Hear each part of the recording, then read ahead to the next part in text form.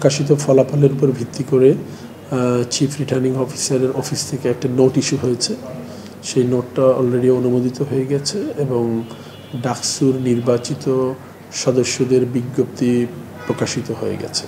উপাচার্য মহোদয় এই ডাকসুর নির্বাচিত প্রতিনিধিদের পরিচিতি সভার জন্য ওনাদেরকে আমন্ত্রণ জানাবেন। তো রোববার বা সোমবারে এই পরিচিতি সভা হয়ে যাবে এবং এই পরিচিতি সভার মধ্য দিয়েই আসলে ঢাকা বিশ্ববিদ্যালয়ে 2025 সালে ডাকসুর নির্বাচিত প্রতিনিধিদের কার্যক্রম শুরু হয়ে যাবে। শপথের ব্যাপারটা আইনে এরকম কিছু বলা নেই, কিন্তু রেওয়াজ আছে। সেই রেওয়াজগুলো দেখে উপাচার্য মহোদয় এবং ডাকসুর প্রতিনিধি এবং ওনারা তখন সিদ্ধান্ত নেবেন। বাট এটা রেওয়াজটা কি, এটা আরেকটু খতিয়ে দেখে তারপরে সিদ্ধান্ত নেবেন।